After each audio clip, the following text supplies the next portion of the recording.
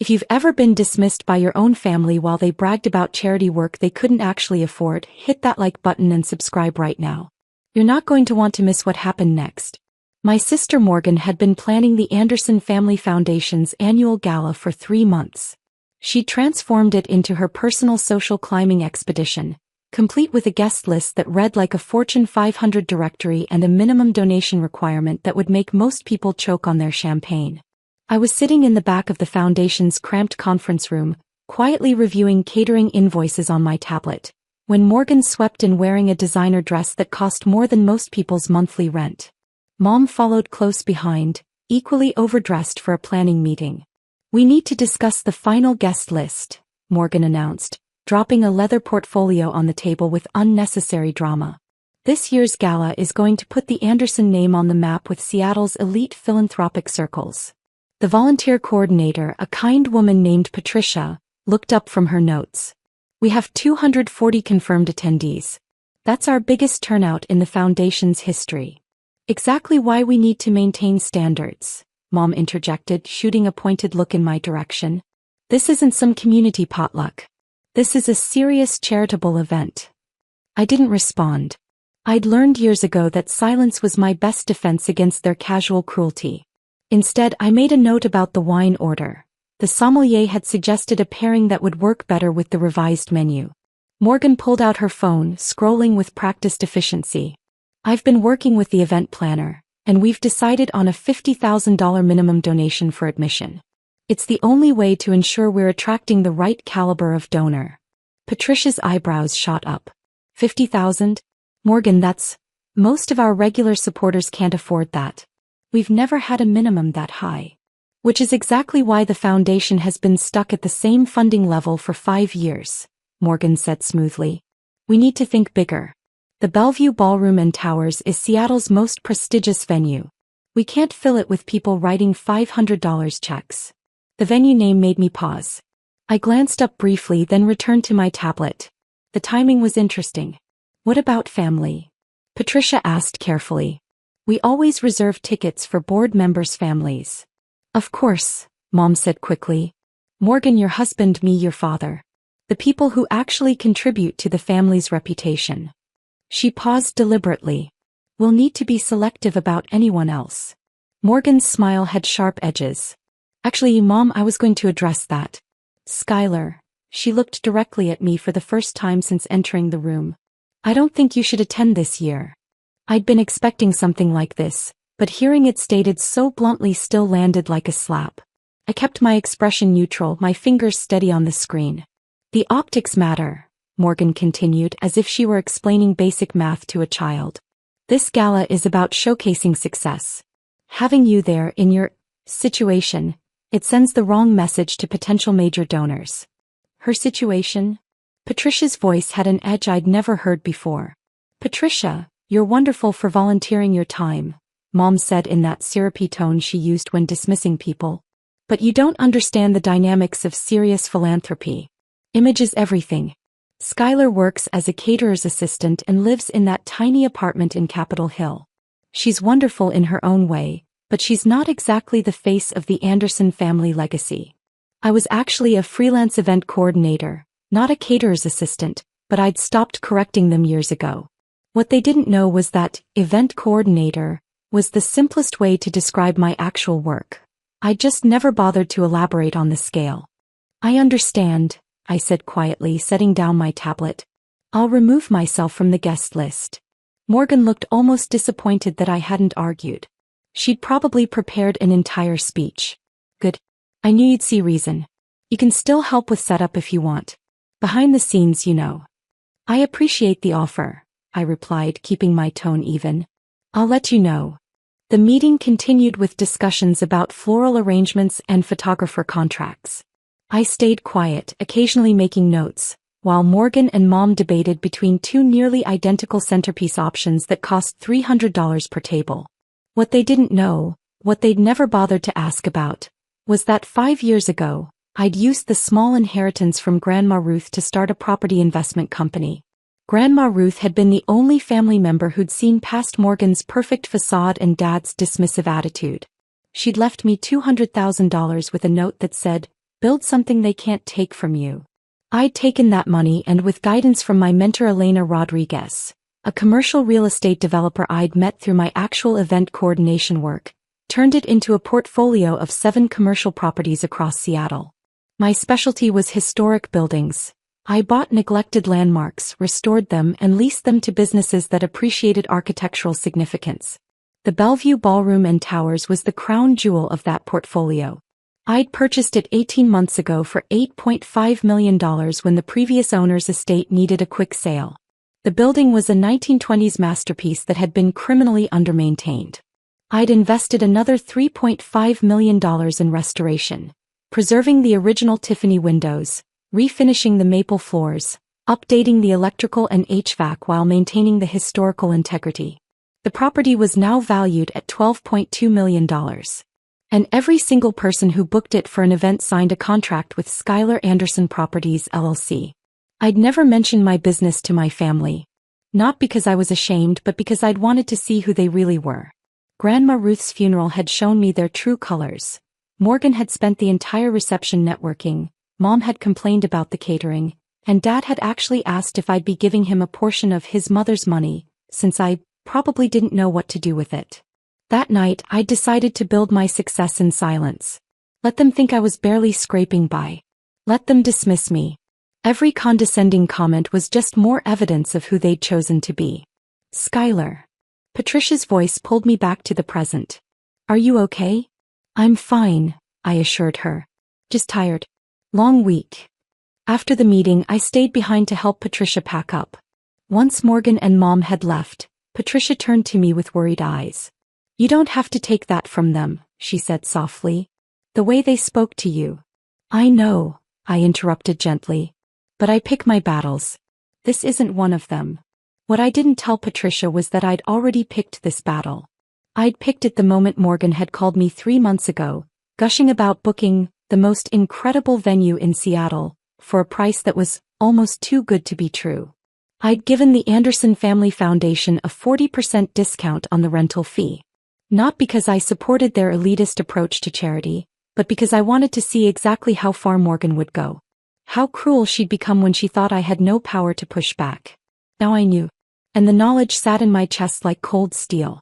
That evening I met with Elena at her downtown office. She'd been my mentor and friend for 5 years, and she'd watched my relationship with my family deteriorate with barely concealed frustration. They uninvited you from your own venue? Elena said flatly after I'd explained the situation. That's bold even for them. They don't know it's my venue, I reminded her. All the paperwork goes through the LLC. The booking was handled by my property manager, David.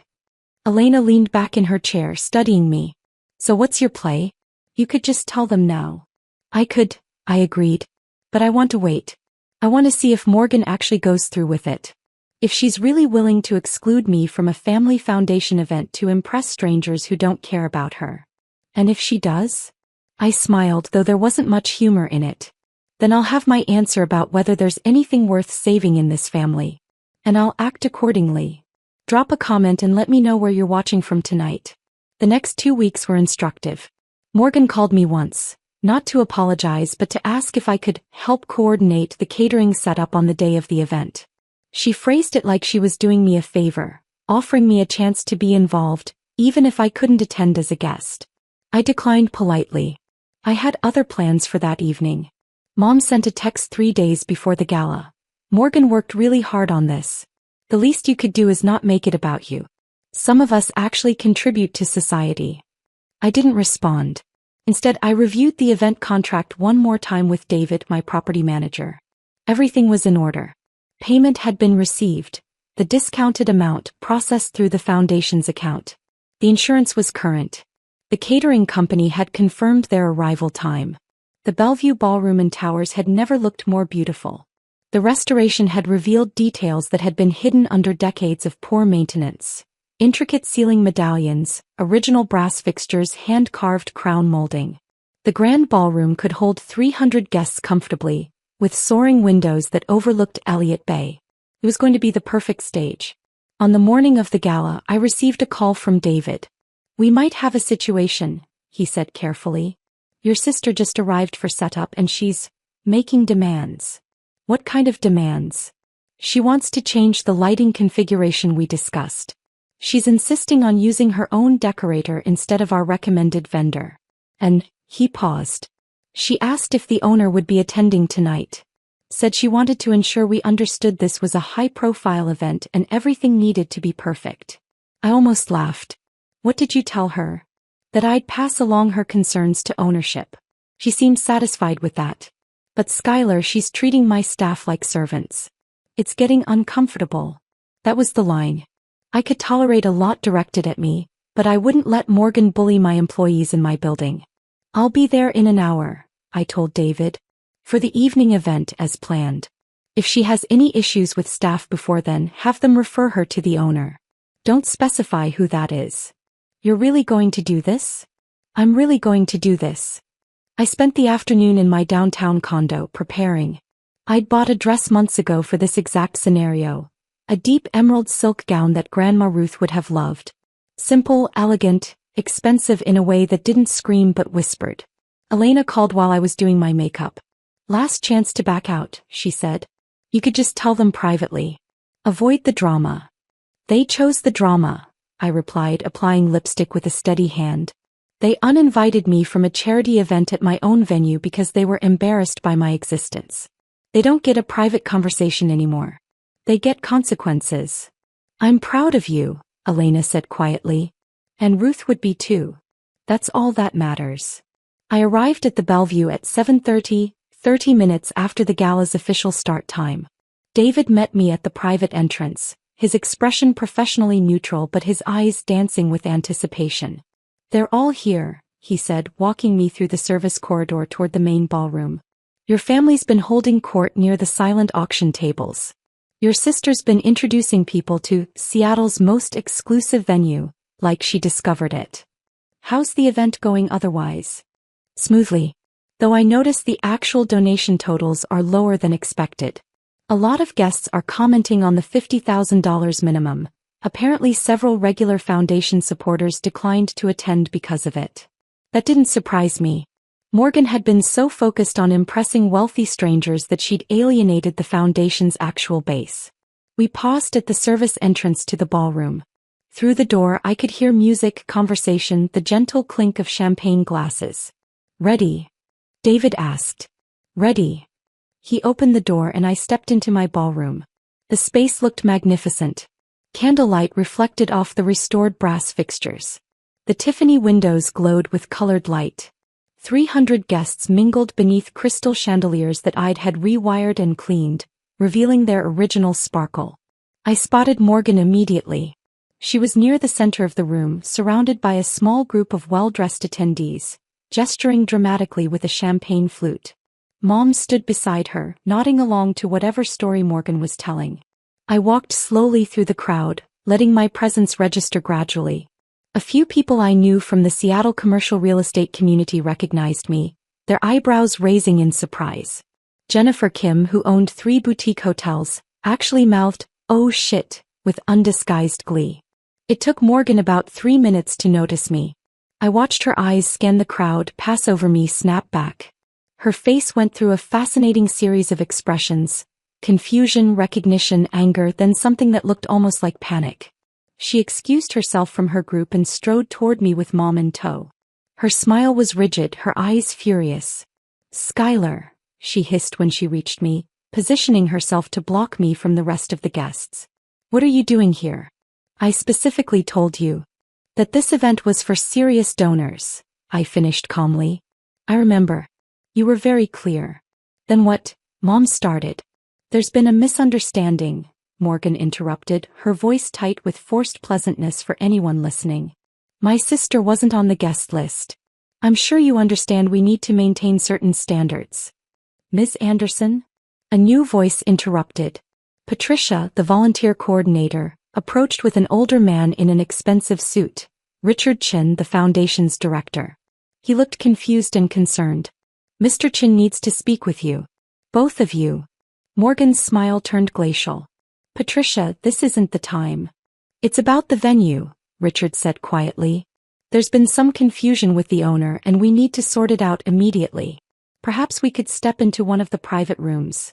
Hit that subscribe button if you've ever had to set boundaries with toxic family, because what happened next changed everything. David had reserved the Cascade Room, one of the smaller event spaces off the main ballroom. It was beautifully appointed. Original woodwork, a smaller but equally stunning chandelier, and crucially, privacy. Richard led our group inside. Me, Morgan, Mom, Patricia, and David, who'd quietly joined us. Morgan's husband Brad had noticed the procession and followed, looking bewildered. "What is this about?" Morgan demanded once the door closed. "We're in the middle of the event." "That's precisely the issue," Richard said, his discomfort evident. "I received a call from the building's property manager about 30 minutes ago. Apparently, there's been a significant misunderstanding about tonight's event." He looked at David, who stepped forward with a professional smile and a leather portfolio I recognized. "I'm David Reeves, property manager for Schuyler Anderson Properties, LLC, he said formally. "I handle all bookings and operations for the Bellevue Ballroom and Towers." Morgan blinked. "Yes, we've been working together. Is there a problem with the space?" "Not with the space," David said carefully. "But there's been some confusion about the guest list. Specifically about one guest who was apparently told she couldn't attend." "I don't understand what that has to do with," Morgan started.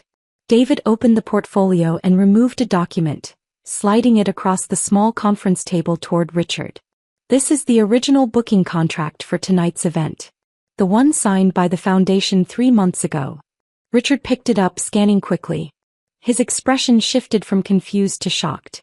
"This says the property owner is Schuyler Anderson," I said quietly. "That would be me." The silence that followed was exquisite. Morgan's face drained of color. Mom's mouth literally fell open. Brad looked from me to Morgan like he'd missed several crucial pieces of information. "That's not possible," Morgan said flatly. "You're a caterer's assistant. You live in a studio apartment. You can't possibly." "I'm a commercial property developer," I corrected gently.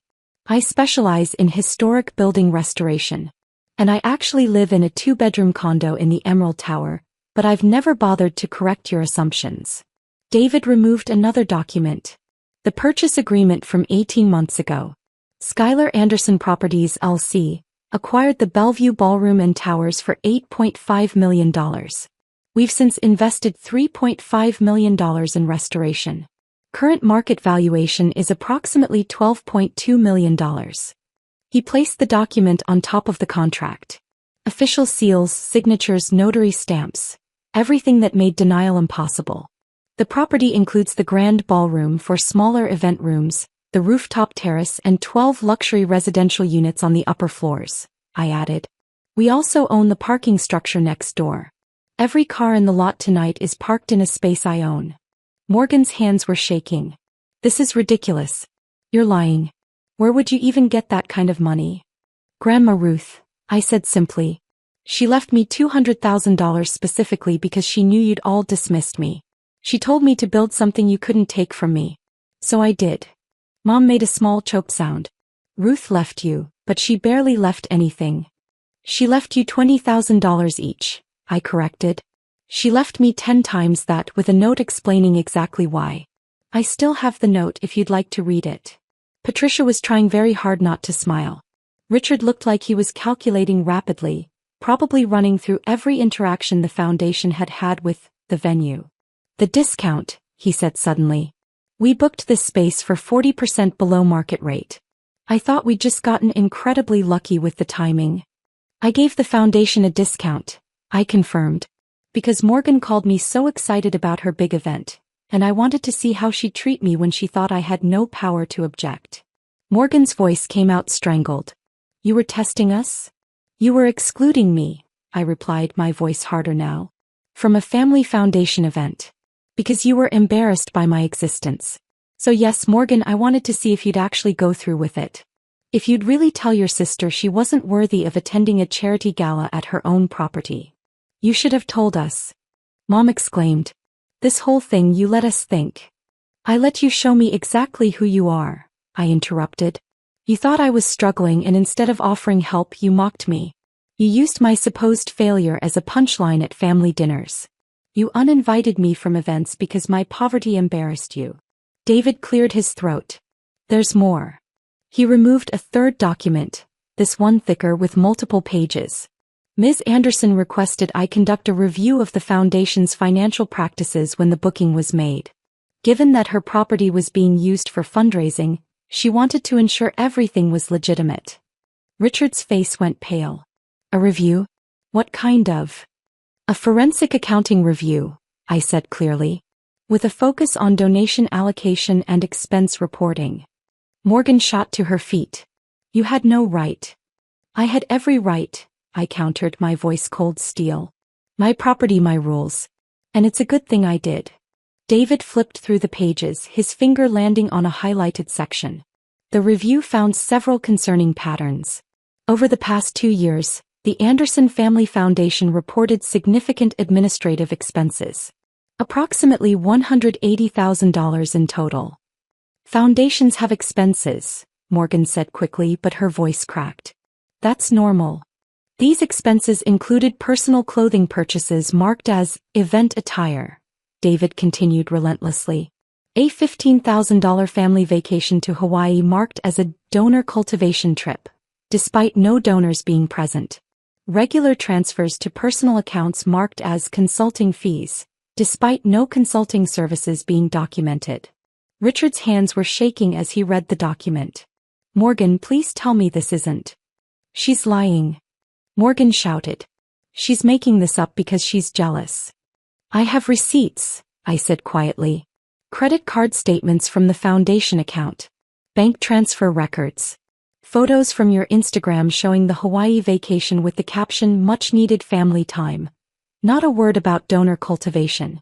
Your own social media provided half the evidence. Mom had sat down heavily, her face gray. Morgan, what did you do? The total misappropriation is approximately $180,000, David concluded, which constitutes charitable fraud under Washington state law. I've already filed the preliminary report with the Attorney General's office, as required when this level of financial irregularity is discovered. The door opened suddenly. Richard had called for backup without any of us noticing. 2 people entered, one in a business suit with an Attorney General's office badge, the other in the casual blazer of a detective. Morgan Anderson, the detective said. I'm Detective Sarah Martinez. We need to ask you some questions about the foundation's finances. Brad grabbed Morgan's arm. Don't say anything. We need a lawyer. That's everyone's right, Detective Martinez agreed pleasantly. But we have documentation of systematic misappropriation of charitable funds. We can do this here quietly or at the station officially. Your choice. Morgan turned to me, her face twisting with rage and desperation. You set this up. You planned this whole thing. I gave you a discounted venue, I said calmly. You chose to commit fraud. You chose to exclude me because you thought I couldn't fight back. You made every single choice that led to this moment. The gala, Richard said weakly, looking toward the ballroom. There are 300 people out there who came to support charity, not watch you embezzle, I finished. Here's what's going to happen. Detective Martinez is going to take Morgan for questioning.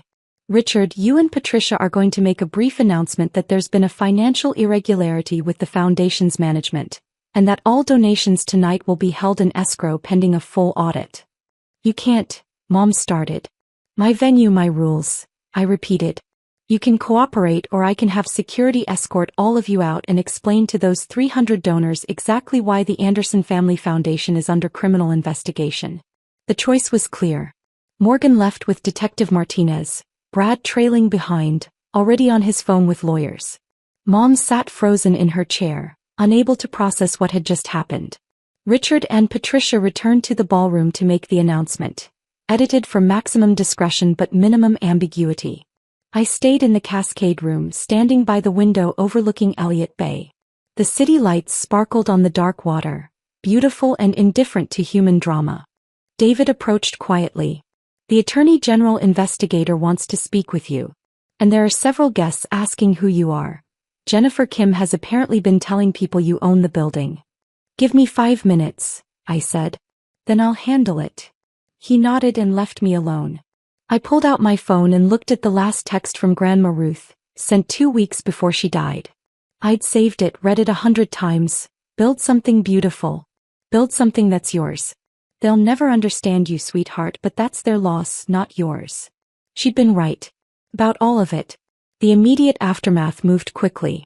Detective Martinez returned to get formal statements. Morgan was arrested 2 days later, not just for the foundation fraud, but for identity theft after the investigation revealed she'd taken out a credit card in my name 4 years ago, running up $30,000 in debt I'd never known about until the background check David's investigator had run. Mom called me 6 times that first week. I didn't answer. She finally sent a text. We need to talk about what happened. Morgan made mistakes, but she's still your sister. Family is supposed to forgive. I replied once. Family is also supposed to not commit fraud and identity theft. Family is supposed to include all their children, not just the ones that impress their friends. You taught me that blood doesn't guarantee respect. I learned the lesson. She didn't respond. But Dad did 3 weeks later with a voicemail that demanded I fix this and stop embarrassing the family. I saved it for the investigators. His words included some implied threats that interested the prosecutor. The legal consequences unfolded over months. Morgan pled guilty to charitable fraud and identity theft. She received 18 months in federal prison and was ordered to repay $210,000, the misappropriated foundation funds plus the credit card debt. Brad filed for divorce before she started her sentence. Last I heard, she was working in a grocery store after release, her social climbing dreams thoroughly crushed. Mom and Dad lost their house, not because of legal action, but because the mortgage had been underwater for years, propped up by loans from Morgan that had actually been stolen foundation money. Once that income stream ended, they couldn't keep up payments. The Anderson Family Foundation dissolved. Richard and Patricia started a new charitable organization with proper oversight and transparent accounting. I donated the first $50,000 to their genuine efforts. Patricia sent me a thank you card with a simple note. For real charity, not image management. My business expanded. The publicity from the case, handled carefully to focus on restoration and property development, not family drama, brought new opportunities. I acquired 2 more historic properties over the following year. Elena became my official business partner. We hired a team of 6, all people who appreciated architecture and understood that buildings had stories worth preserving. I changed my phone number. Blocked Mom, Dad, and Morgan on all platforms. Built boundaries with steel and reinforced them with distance. Brad reached out once, months after the divorce. Apologetic, claiming he hadn't known what Morgan was doing. I didn't believe him. He'd been at those family dinners, laughed at those jokes about my situation, but I appreciated the attempt. I told him I hoped he'd learn something from the experience. He didn't contact me again. The Bellevue Ballroom and Towers became one of Seattle's premier event venues. We hosted weddings, galas, corporate functions, all carefully vetted, all treating our staff with respect. I implemented a policy. Anyone who was rude to our employees got escorted out immediately, regardless of how much money they'd paid. My building, my rules. I framed Grandma Ruth's note and hung it in my office. Build something they can't take from you. I did. And they couldn't. If you've ever had to walk away to save yourself, tell me your story in the comments. What would you have done? Does any of this feel familiar? Sometimes the family you build is worth more than the one you were born into.